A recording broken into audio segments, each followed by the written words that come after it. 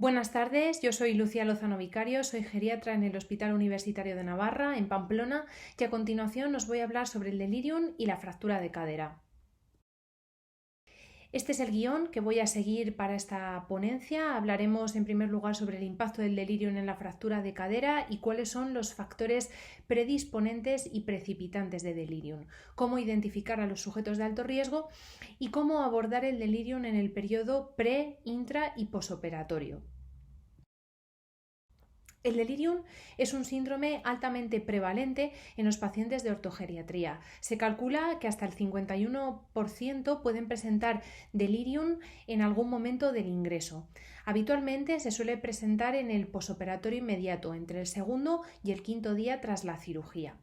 Y muchos de los casos están infradiagnosticados.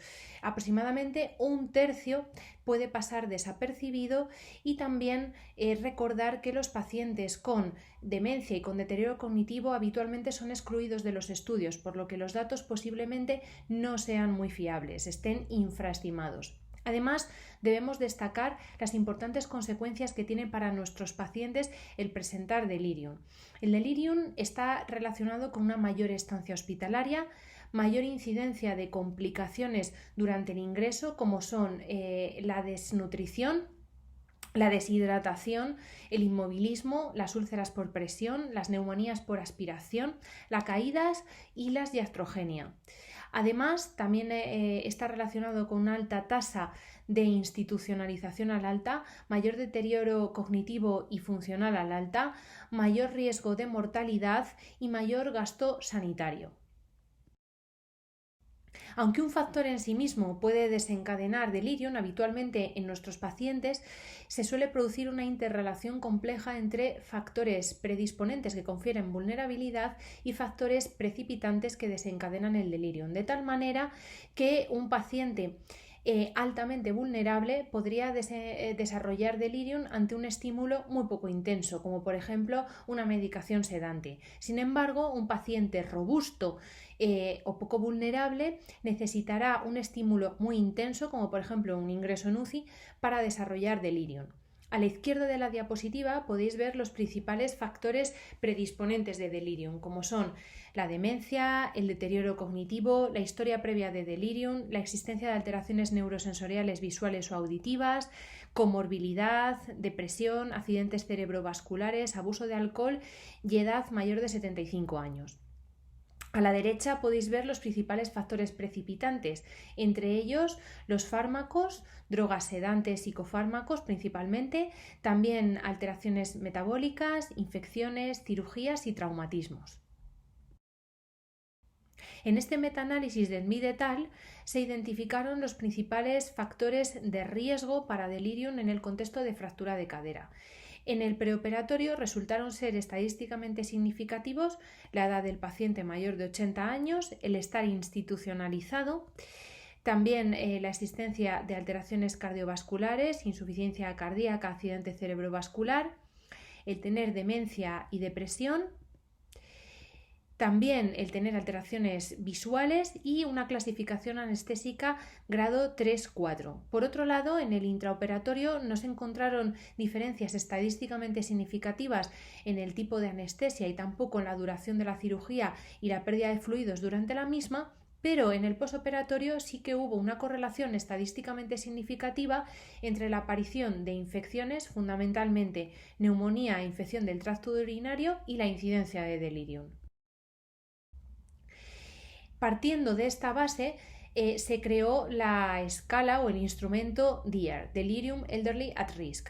Como podéis ver ahí, tenéis el link en la diapositiva para poder acceder a ella a través de internet. Esta escala, si bien no está validada en población española, es muy sencilla de utilizar y valora 5 dominios muy importantes relacionados con el paciente en riesgo de delirium en cirugía. Esos dominios son la edad mayor de 80 años, el deterioro neurosensorial, visual o auditivo, la dependencia funcional, entendiéndose como una pérdida, al menos en una actividad básica de la vida diaria, el abuso de sustancias, ya sea alcohol o benzodiazepinas, y la existencia de deterioro cognitivo o episodios previos de delirium. Cuando un paciente puntúa sí en 2 ítems o más, ya se considera de alto riesgo de delirio. Pasando al periodo preoperatorio, bueno, pues destacar que es fundamental la prevención.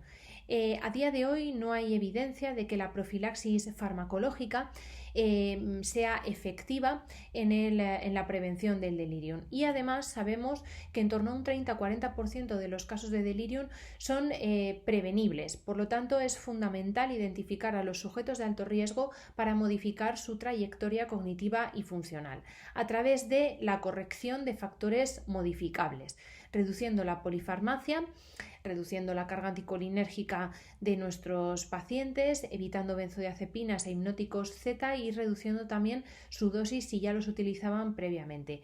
Para ello y otras medicaciones nos podemos ayudar de los criterios Stop-Start. También abordaremos el tema del dolor, un buen control del dolor, de lo que hablaremos más tarde, y también instauraremos un programa de prevención GEL. No quiero detenerme tampoco mucho aquí, ya que hay otra compañera que habla específicamente de esto. El programa HELP es un programa de prevención de delirium a través de estrategias no farmacológicas que consiste en detectar y abordar los factores precipitantes y predisponentes de delirium. Se ha demostrado que aplicándolo podemos prevenir hasta en un 43% los casos de delirium frente a la práctica clínica habitual donde no se realizaría. Por otro lado, y con respecto al control del dolor, es importante tener en cuenta el bloqueo del nervio periférico. Sabemos que el dolor está relacionado con una mayor incidencia de delirium, una mayor estancia hospitalaria, una peor calidad de vida y una peor recuperación funcional de nuestros pacientes. Y por otro lado, que el 36% de nuestros pacientes ya al ingreso presentan en muchas ocasiones deterioro de la función renal, lo que nos limita el uso de ciertos analgésicos y les confiere vulnerabilidad a intoxicación por opiáceos, produciéndose mayor sedación, depresión respiratoria y delirium. En este contexto surge la técnica del bloqueo del nervio periférico, que es una técnica anestésica local que bloquearía este nervio. Es muy rápida, actúa de manera inmediata y reduciría el uso de opiáceos y de otros analgésicos con los consabidos efectos secundarios que estos tienen. Facilitaría además la incorporación del paciente en el momento de la raquianestesia, en el quirófano, y todo ello se ha visto que reduce de manera significativa el delirium y la estancia media. Tanto es así que la Cochrane en el año 2020 y también las guías NICE la recomiendan de manera sistemática y lo más precoz posible, idealmente desde urgencias. En el periodo intraoperatorio se ha demostrado que disminuye la incidencia de delirium el acortar los periodos de ayuno, recomendándose 2 horas para líquidos claros y 6 horas para sólidos, evitar las sedaciones profundas, realizando neuromonitorización en la medida de lo posible, como veis ahí a través del aparato BIS, realizando un buen control hemodinámico durante la cirugía, evitando la hipotensión, la hipoglucemia y la hipotermia. En cuanto a la anestesia, no se ha demostrado, tanto en ensayos clínicos como en metaanálisis recientes de 2021 y 2022, la superioridad de la raquianestesia en términos de supervivencia, recuperación funcional e incidencia de delirium frente a la anestesia general. En el periodo posoperatorio será fundamental continuar con la prevención, pero también educar a nuestro personal sanitario y a los familiares y cuidadores para detectar precozmente el delirium y abordarlo de manera correcta con estrategias no farmacológicas. También será importante controlar la tensión y la glucemia y especial atención al acompañamiento nocturno, fundamentalmente en los primeros días, ya que el delirium, como ya he dicho, se produce generalmente en las primeras 48-72 horas, un buen control del dolor y retirada rápida de catéteres y sondas vesicales o sondas nasogástricas. Lo principal en este periodo será también la movilización precoz. Es fundamental que nuestro paciente se deste cuanto antes, después de una fractura de cadera, deambule cuanto antes y recupere su autonomía para prevenir el delirium posoperatorio. En cuanto al tratamiento, tampoco me voy a detener ya que hay una charla que aborda precisamente este tema, pero sí destacar que de primera línea sigue siendo el tratamiento no farmacológico o etiológico, buscar las causas que han desencadenado ese delirium. En fractura de cadera serán principalmente la existencia de infecciones, de deshidratación, de dolor, de descompensaciones metabólicas o patologías crónicas y también el estreñimiento y la retención aguda de orina. De segunda línea y solamente en casos de agitación intensa estará indicado el tratamiento farmacológico con antipsicóticos a la mínima dosis eficaz y el menor tiempo posible, evitando las benzodiazepinas solo en síndrome de abstinencia a benzodiazepinas o alcohol y nunca usarlo en delirium hipoactivo, pues las guías no recomiendan en estos casos ya que no ha demostrado efectividad. Muy importante reevaluar las causas que hacen que se perpetúe ese delirium y, por supuesto, hacer un correcto seguimiento al alta de nuestros pacientes, sobre todo de aquellos en los que no haya un deterioro cognitivo o una demencia diagnosticada previamente, ya que hasta en un 20-30% de los pacientes con delirium este delirium persiste con el tiempo y hasta en un tercio de los pacientes se puede gestar o se puede producir posteriormente una demencia cuando antes del delirium no la presentaban. Aquí os dejo un cuadro muy simple con los principales antipsicóticos, las dosis y las características de cada uno. Y como mensajes para resumir y llevar a casa, destacar que el delirium es altamente prevalente, casi la mitad de los pacientes o más podrán tenerlo en las unidades de ortogeriatría, que es fundamental identificar a los sujetos de alto riesgo para prevenirlo y tratarlo adecuadamente. Para ello podemos usar el instrumento o la escala Dier, que es prevenible hasta en un 40% de los casos y que en el preoperatorio lo principal es la prevención a través de un programa HELP, reducir la polifarmacia y hacer un buen control del dolor, idealmente con el bloqueo del nervio periférico. En el periodo intraoperatorio será fundamental evitar ayunos prolongados, hacer una buena neuromonitorización para evitar sedaciones profundas, evitar benzodiazepinas y un buen control hemodinámico evitando hipotensión e hipotermia.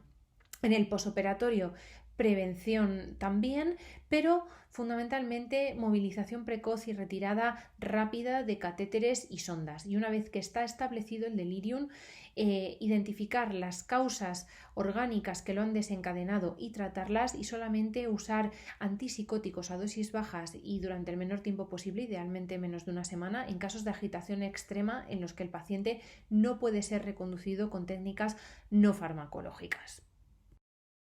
También os dejo este enlace que podéis acceder a través del código QR si lo escaneáis con el móvil, donde os llevará directamente a nuestro espacio web del grupo de Delirium de la SEG. Ahí podéis encontrar material interesante, por ejemplo, estos dos pósteres de prevención del delirium, uno dirigido a pacientes y familiares y otro a personal sanitario, y también estas guías para pacientes, familiares y cuidadores de paciente mayor con delirium y fractura de cadera. Hasta aquí todo lo que os quería contar.